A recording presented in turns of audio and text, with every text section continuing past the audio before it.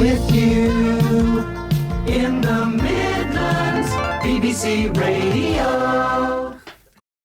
Our special guests tonight are the Searchers, and with me is John McNally from the group, who was with them from the very start. Welcome to the programme, John. Hi, nice to be here.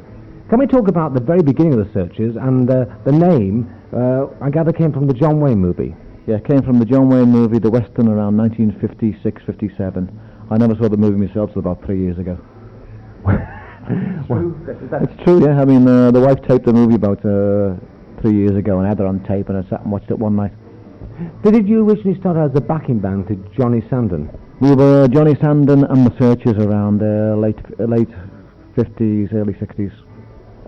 Can you remember those very early days before perhaps the recording contracts came from Pi and from Parlophone and the clubs you played? Any memories you can, and the feeling in Liverpool that you can pass on to our younger listener? Yeah, it was a great atmosphere because there were so many bands. I believe there's something like a record of 250 bands at the period then, all fighting for the gigs. I mean, pubs, clubs, weddings, funerals, all that. We played everything, but there was a great comradeship as regards all the musicians, as the Beatles, Jerry, Billy J. Kramer, Mersey Beats. I mean, there's so many.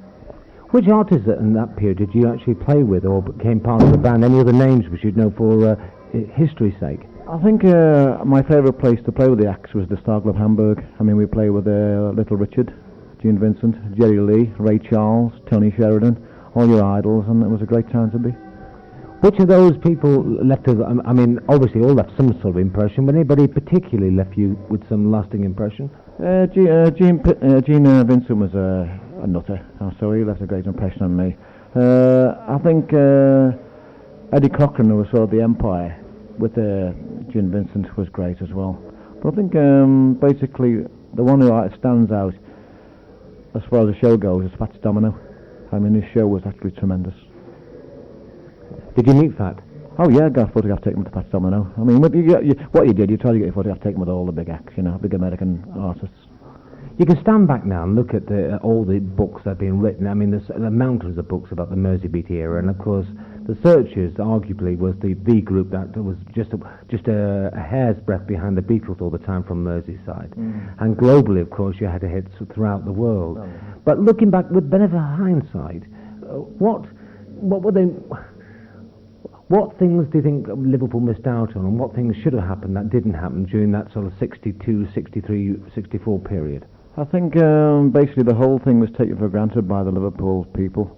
I think it wasn't until about 15 years later what history they've let go. I mean, they should have developed the whole tourism much better than they have now. I mean, they're just doing it now, the Albert Dock with the Cavern and the Beatles Centre. I mean, even the Beatles Centre is wrong because they should include all Mersey bands such as King Size Taylor, who never made it, Rory Storm and Hurricanes. I mean, people are interested all over Europe about these bands.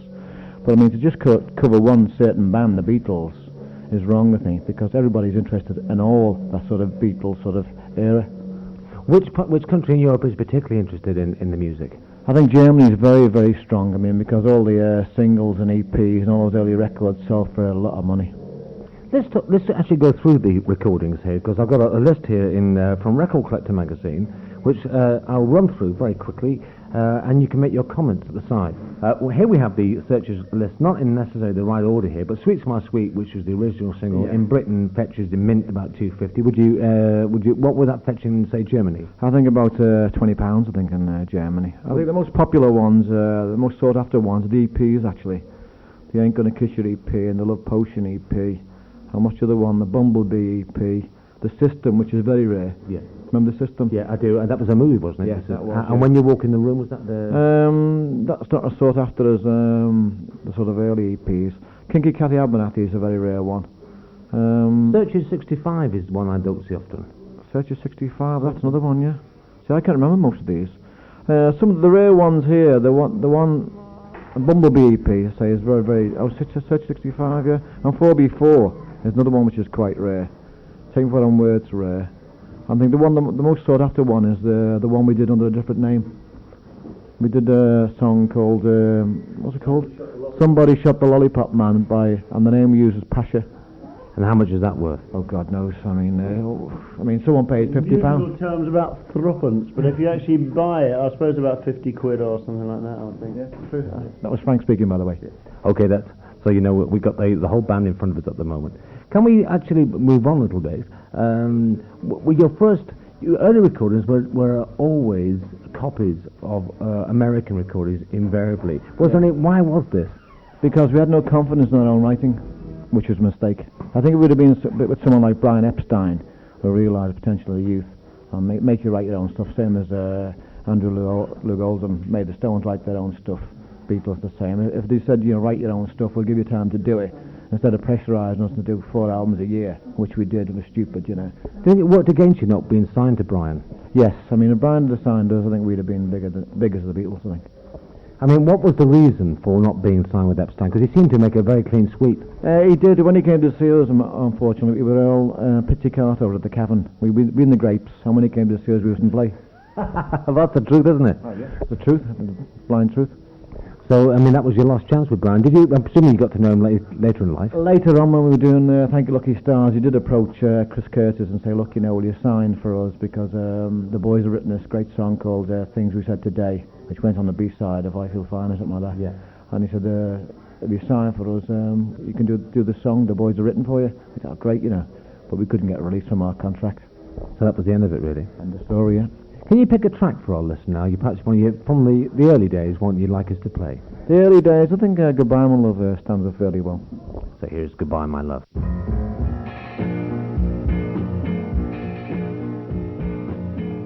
And that was The Searchers, and we're now talking to another member of the band who's been on more of their records than just about anybody except John himself, and that's Frank Allen. And welcome to the Record Collectors. Good to be at the Record Collectors with you here today. Can we talk about your early career? Because you initially started off with another very famous band, and that was... Cliff Bennett and the Rebel Rousers. That was my first professional band. What recordings with Cliff were you on? Well, it's very strange. You know, we had about 7 singles before they ever had a hit. Started off with You've Got What I Like, and then That's What I Said, and we had Poor Joe... Everybody Loves a Lover, Got My Mojo Working, You Really Got a Hold on Me. None of these had even got a sniff of the charts. And then I left in '64, and as soon as I left there, the first hit was One Way Love. It's always the way. They always do well once you leave. That's what Palomar always says that with his band. Could have been worse though. I mean, they could have had the hit before I'd left. Then I'd have been penniless now, like them. Can we talk about how you got to be involved with the Searchers? I mean, how did that meeting... how did you actually get to meet them? Met them at Star Club in Hamburg. We used to hang around together. I didn't drink in those days, and they used to drink very, very little. Strange enough, yeah, things have changed a little bit. But actually, the only one of the Searchers that really drank at that time was Tony Jackson, and that was the person I replaced, of course. Anyway, we used to knock about in Germany. I kept in touch.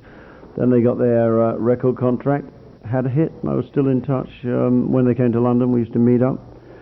And then Tony was going to leave, and they offered me the job.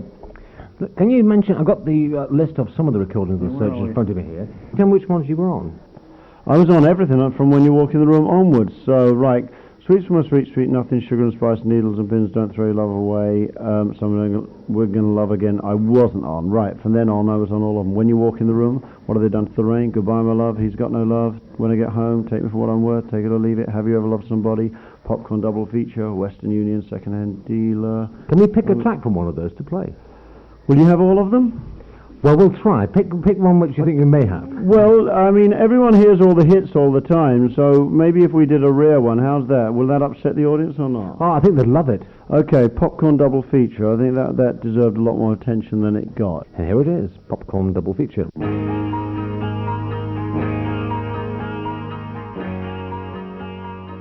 Recordings, because the Searchers had a bit of a renaissance in the 80s. I have to say that I don't think some of the records were as well received.